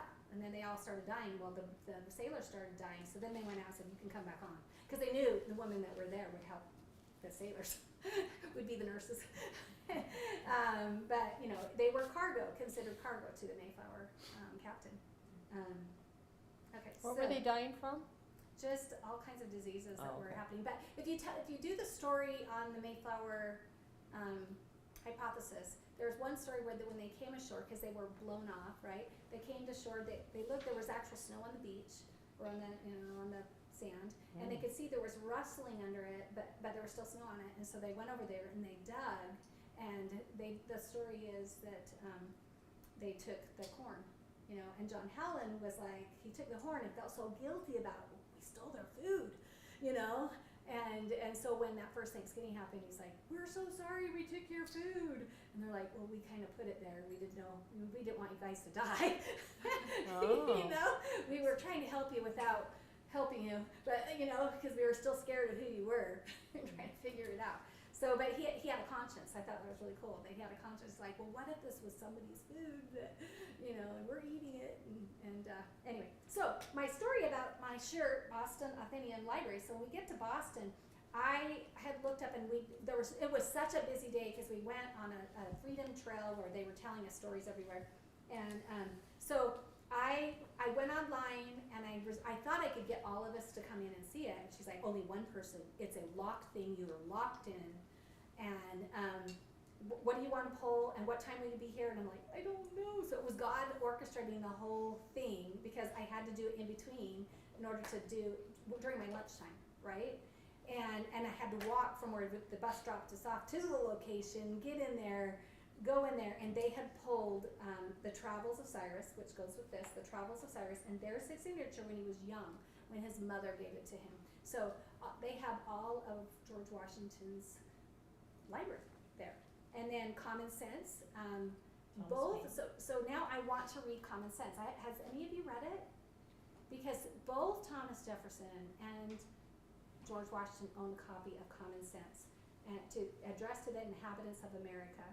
And they use this beautiful book to and look at what are we trying to bring back right now. So I'm feeling that God is telling us to read this book. So that's my next, like, on my to-do list is to read Common Sense, and because and this Travels of Cyrus is a lot easier to this one is a lot easier to read than that one, which is a really old English. Because it's such old English. So I'm wondering if there's an easier to read Common Sense. I don't know, but we need to Glenn get Beck wrote a book on he? Common Sense. Okay. So I'm like, okay. Yeah.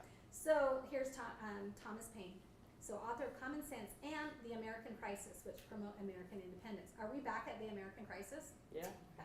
So maybe God wants us to learn and read this because our founders read it. So it is by But understanding. Trump has been saying common sense. Yeah, that's what I'm saying. So Yeah. we need to get back to this. And we need to testify. When we're talking with the other side, I've used that several times with the other side. So it is by understanding his rights that we get them from God, not government. Trump says that several times. We need to keep testifying that to our children, grandchildren, that he learns his duties. For where the rights of men are equal, every man must fully see the necessity of protecting the rights of others as the most effectual security for his own. Joseph Smith taught that, you know, that was one of his big things too. And so if we do have time, I wanted to read just a little portion of his 8 pages when he was General Smith running for president. Okay, but I do want to quickly bring up The Man's Search for Meaning. My daughter had to read that this year. And has any of you guys read that in the past? Haven't read it, but I know about it. So as we read this, we find an even deeper connection between gratitude and having a pure heart and how that impacts our actions. I think we don't, this is what I've learned. When I'm in a trial, if I like when I miscarried my first 3 babies and I got angry and I was like, I live right, I've done this right, I've checked all the boxes, you know, and I was in anger and damnation to God, right? And then one day I was praying and it was like, you need to repent. You need to say, what am I supposed to learn from this trial? And be thankful for the trial. And then God gave me the answer of what to do. So when we have trials, this is what I learned. The faster we say, I'm sorry, what am I supposed to learn from this? Instead of being like I was, and you will receive revelation to know why you had that trial, and you'll get out of it. And it's not like months or years because you're in this angry, prideful state. So anyway, so this is what he's seeing. So he's a Jewish, Viktor Frankl was a Jewish neurologist and psychiatrist who spent 3 years laboring in several different concentration camps. In his book, he observes the behavior of those in the camps and witnessed how differently inmates reacted and responded to their brutal surroundings. Through his own experience and personal discovery, he found that it wasn't pleasure, but purpose. Purpose, we were just talking about that. That's what we need to give to our children and grandchildren, and that's what our church of Jesus Christ gives us, is purpose. We lived before we came to earth as a spirit. We came here and we have purpose to live. What is our purpose now? And as we go through different changes of life, what's our purpose if our kids are gone, right? And then what do we do after we die, right? So he observes those brutal surroundings, and his personal discovery, he found out it wasn't pleasure but purpose that gave meaning to life. Men who lived and suffered in the very same conditions would give up. They would succumb to their worst selves, or in rare occasions would rise above their surroundings. He observed a small group of prisoners in these horrible death camps secretly gathered together to recite poetry, to sing songs, and act in impoverished plays, even though such activities were forbidden and punishable by death. Instinctively, they understood that the soul's weapon in the fight for self-preservation was art and beauty. They would read the Bible too. They brought pages of the Bible. It is Kitty DeRuyter's book. If you've not read that book, and I have the YouTube of her last talk just recently that she did on it, and it was when the Japanese came in and took over Indonesia, and her dad was a Dutchman and her mom was Indonesian, and she was arrested by the Japanese, and she was a doctor, and they wanted to, so they told her to get all the girls ready to be raped, and she had scissors in her doctor bag. She cut their hair and made them look the ugliest that they could be, and she ripped out pages of the Bible and gave them to all the people too. They dug a hole, put her in naked in the hole, and just said, "You're just gonna die there." Anyway, she didn't die, but it was she was willing to sacrifice everything to save people, and it's a beautiful book. So same thing is that all these beautiful things, you can see beauty. So the jewels of life become so important to them. He noticed that they even skipped their meager meals at the end of grueling days of hard labor to allow more time to participate. Beauty is not just what we see outside, but what is actually in our hearts. It becomes our inner compass. Remember, they talked with the statue, we have the inner compass. Who we are. Beauty in music, art, and nature penetrates our souls when we have the spirit of gratitude. We see things differently. We face things differently. So we need to get out of that negative self-talk. Well, I'm so depressed here because of this, or I'd only be happy if it was that, you know. So what are some of the simple things that help you or your family capture gratitude? Sunshine even in trying times. When we reach that place, we can find beauty in everything, no matter how hard the world tries to hide it, and we are filled. President Nelson has told us that, right? There's going to be trying times, but we can still find beauty in any situation. This is the ultimate depth and definition of freedom. It is not the circumstances without, but the determination within that ultimately define who we are and the kind of person we will be. It is our freedom to choose, not necessarily our specific conditions and environment, but how we meet situations. And no one can take that away. Consider the great worth of the mind and the heart stock full of images of great art, the melodies of inspirational music, the beautiful words of great literature. A well-stocked mind and heart are equipped to find hope in the direct circumstances or situations. Fahrenheit 451, do you guys remember that book in school? I had to teach it as a high school English teacher. And the books were burned, right? So that people memorized things and they would meet and talk. This just reminded me of that. So he said, man is originally characterized by his search for meaning, that's your purpose, rather than his search for himself.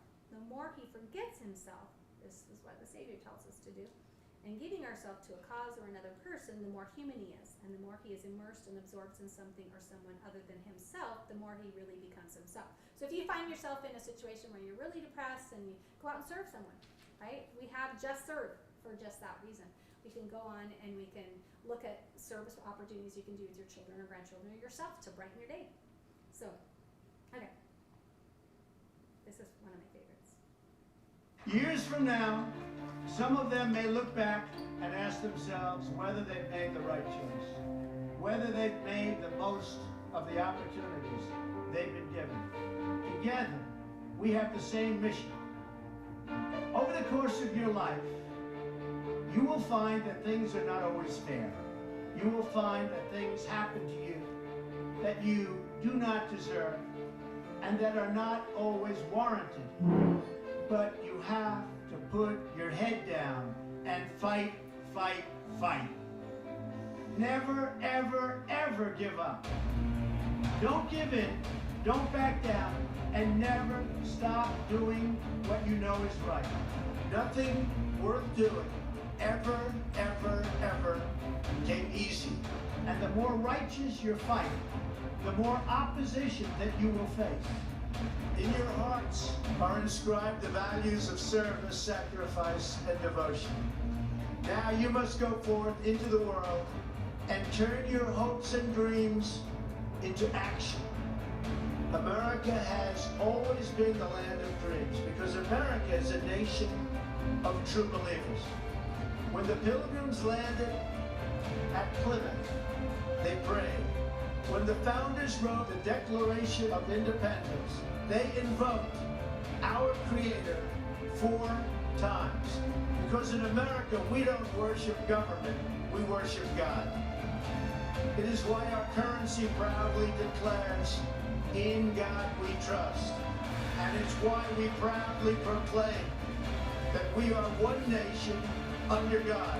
The story of America is the story of an adventure that began with deep faith, big dreams, and humble beginnings.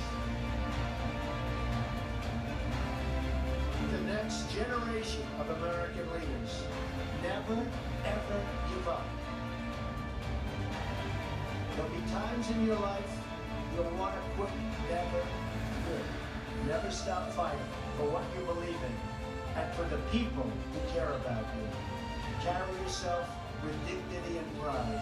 Demand the best from yourself. The more people tell you it's not possible, that it can't be done, the more you should be absolutely determined to prove them wrong. Treat the word impossible as nothing more than motivation.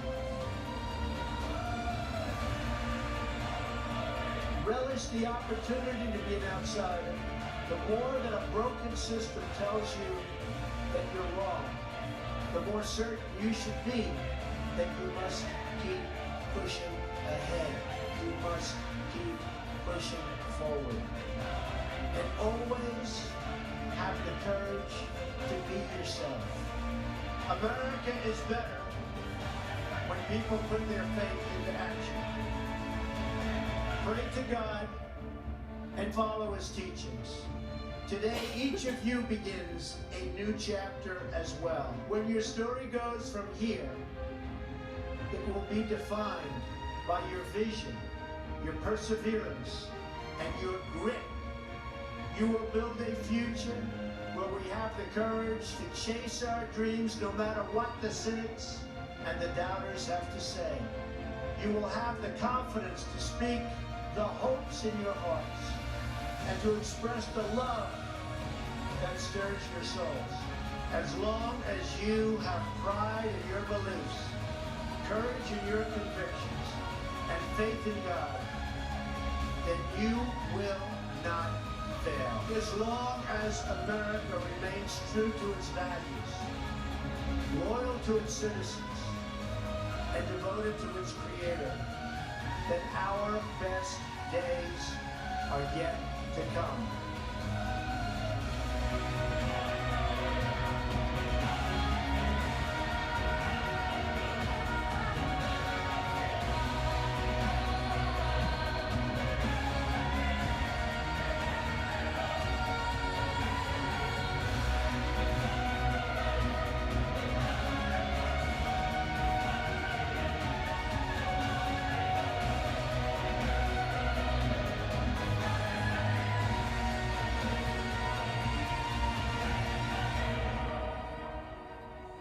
God bless the class of 2017. May God bless the United States of America. And I just want to let you know that God blesses you. And I want to just say, you are special in every way. God bless you, and God bless America. Thank you very much. Thank you. Thank you. That's still on YouTube, so you can still find it. He said fight before he got Yeah, shot. that was before he got shot. Isn't So that interesting? and then he was like a bulletproof George Washington. So the media just hides who this man is and what he believes. So when I'm down, I literally on YouTube always try to find that Because it's so speech because it uplifting. helps I just myself. found it. It's like 6 Yeah, minutes so long. it helps myself when I feel like, well, we should quit. We should just quit. And I'm like, oh, I gotta go listen and never ever give up. Because we need to not do that. So Alexander Hamilton says there is a certain enthusiasm in liberty that makes human nature rise above itself in acts of bravery and heroism. That's what Trump has done, right? And I learned a little bit more on this trip about Alexander Hamilton and how he had bravery because George Washington was always by his side. But as soon as that duel happened and the duel happened, it was George Washington had died. So he didn't have the wise older man that helped him when he got into some things. He also had a moral falling. Yeah, he did. And it's so interesting, like he does come back a little bit from that. Yeah. But it's his wife who keeps all of his records. Yeah.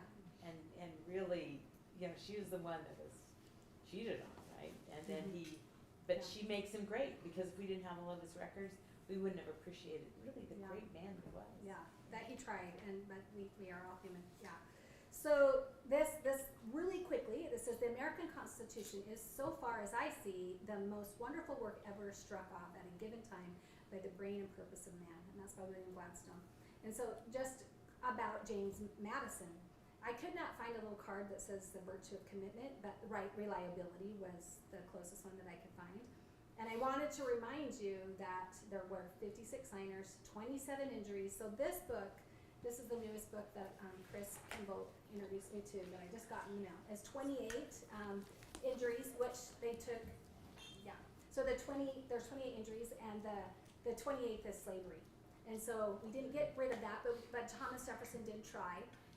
And they said, well, in 20 years we'll get rid of it. And Thomas Jefferson, 2 years before, it was 1808 when that was going to happen, he tried to get the military to stop the pirating, to stop the slaves from coming over and everything, and then there was a big coup. So, but there was originally 28 injuries, but they mutually pledged each other their lives, their fortunes, and their sacred honor. And remember, it took 17 days for them to write, and then it took 17 weeks at the Constitutional Convention.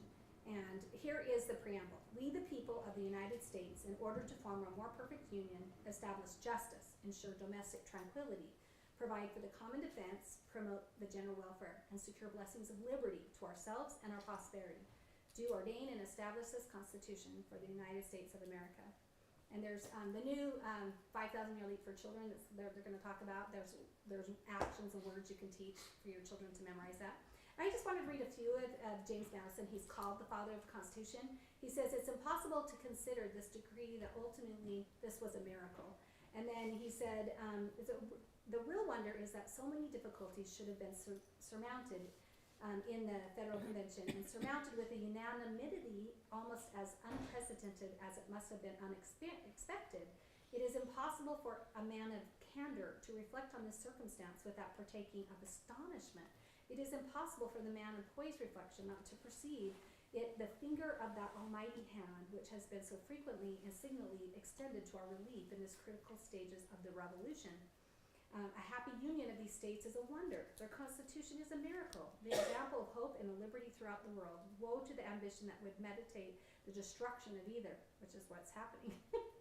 Whatever may be the judgmental pronounced on the competency of the architects of the Constitution, or whatever may be the destiny of the edifice prepared by them, I feel it a duty to express my profound and solemn conviction that there never was an assembly of men charged with a great and arduous trust, who were more pure in their motives and more exclusively or anxiously devoted to the object committed to them than were the members of the Federal Convention of 1787, to the object of devising and proposing a constitutional system which should best secure the permanent liberty and happiness of our country. And so we should all love that. And then this virtue of reliability means that you're dependable, you'll show up. So he had prepared himself. James Madison had read all of these ancient documents, the Bible, and then he talked with Thomas Jefferson. The person who was like over the whole convention was George Washington.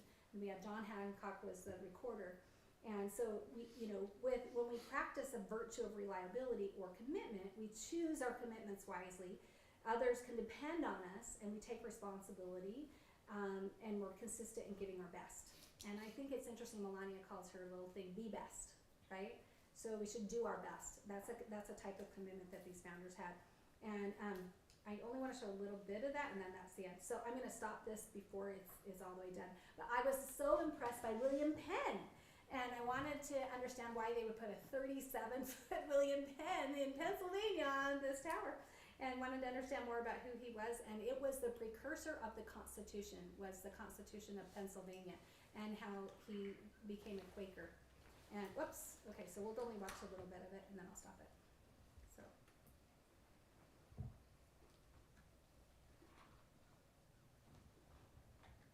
Then 1.5, is that too much? No. 1.5 or 1.25? 1.5 I did. Is that Oh. too much? I don't know, we'll see. No, 1.25.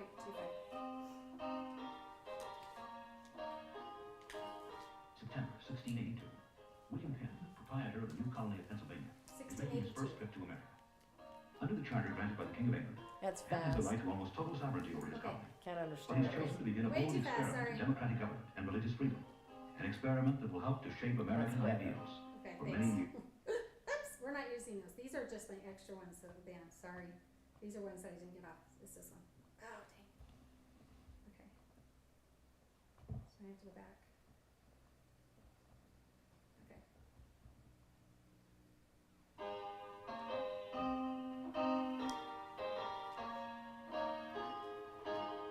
September 1682.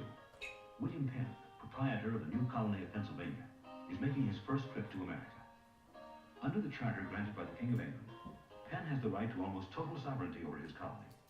But he's chosen to begin a bold experiment in democratic government and religious freedom, an experiment that will help to shape American ideals for many years to come.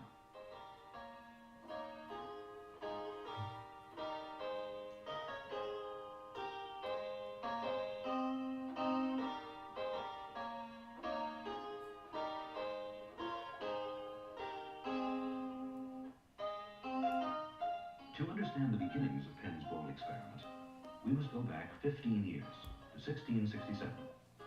In England, as in most of Western Europe, government is closely related to religion, and Parliament has passed a law requiring all religious worship to follow the ceremonies of the official state church. This law has effect not only in England, but also in Ireland, which is ruled by England. In 1667, William Penn, who was an Englishman by birth, is living temporarily in Ireland, managing the estates owned by his father. September 3rd, 1667, in the Irish town of Cork, a meeting of a small religious group called the Society of Friends, also known as Quakers. Quaker meetings are held at night and in secret. Discovery would mean arrest and imprisonment, because Quakers reject the authority of the official state church and refuse to follow its ceremonies. They believe that everyone possesses an inner light that can direct the soul to God without the help of ministers or priests or ritual worship. Among the worshippers at this meeting is a young man whose clothes and bearing mark him as an aristocrat. William Penn is the son of an admiral in the Royal Navy and a personal friend of the king. Now 23 years old, he has attended several Quaker meetings, sitting with the others in silent meditation, and listening to an occasional speaker who rises at the prompting of the inner light to quote a passage of scripture or share an inspirational thought. Almost like a fast But this particular meeting is to become a turning point for William Penn and for the Quaker movement. By accident, the meeting has been discovered by a soldier of the king. William Penn reacts not as a Quaker, but as an aristocrat insulted by a member of the lower classes. The Quaker movement opposes any form of physical violence, and Penn's outburst only proves that he's not yet a true Quaker. Later, the soldier will return with reinforcements. Penn and 18 others will be arrested, tried, and put in jail for their Quaker beliefs. After a few days, Penn is free again, but the experience has helped to change the course of his life. He's a skilled writer, and he studied law and theology. Now he's determined to use all his resources to help the Quaker movement. His writings and other activities as a Quaker will bring him into conflict with the Church of England and the royal government. More than once, he'll spend time in prison. But Penn will use his knowledge of the law to defend the Quaker movement in court. Traveling to various parts of England and also to Holland and Germany, Penn preaches the doctrines of his Quaker faith. In Holland, Quakers and other religious groups are free to practice their faith without fear of persecution. William Penn is greatly impressed by the spirit of religious freedom that he's found in Holland, and by the year 1680, a bold plan has begun to take shape in his mind. In the lands claimed by England in North America, it might be possible to establish a new colony where Quakers and others might find freedom from religious persecution. There are already several settlements in North America. Virginia, established in 1607, has grown and become prosperous by 1680. And the colonies farther north are also thriving.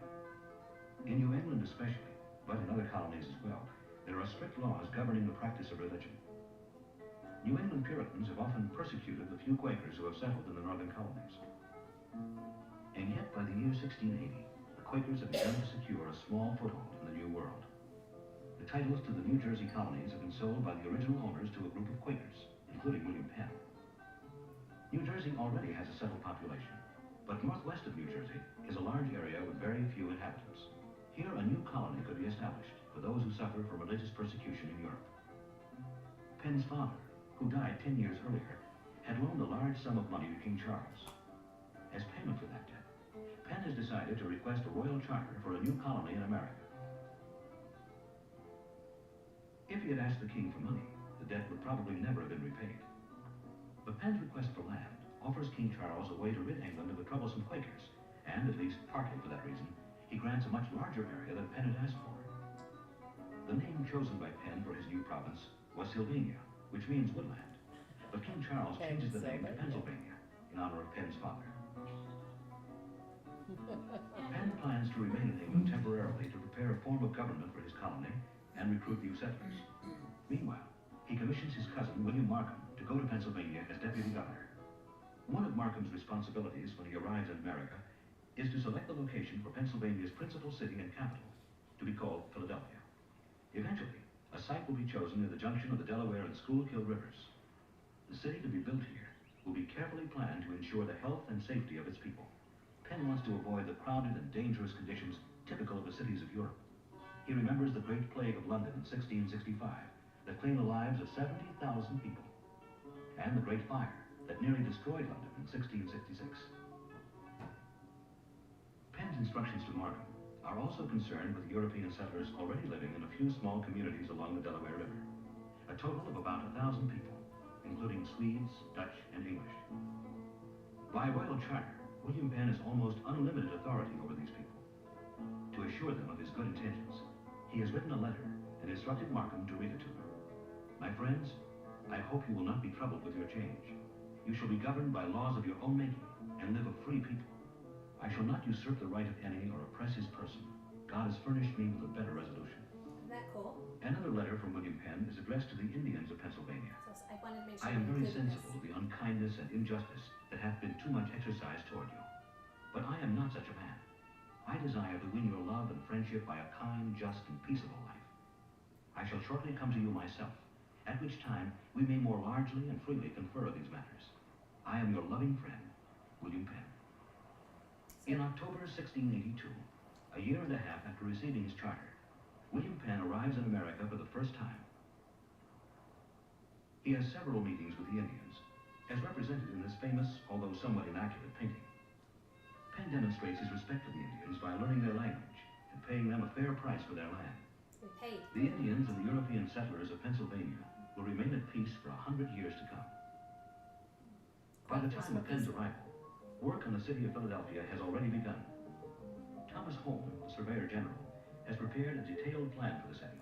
So I just wanted at least that much of it, just to show you that his religion that he adopted was to, and that God set it up, that he would be able to have this place of Pennsylvania, where the birthplace where all of them came together with different religions to do the Declaration of Independence and the Constitution was in Philadelphia. And that he wouldn't have, if he wasn't an aristocrat that converted, you know, God just like sets this all up. And as we were driving away on the bus, I was like, what's that giant statue over there?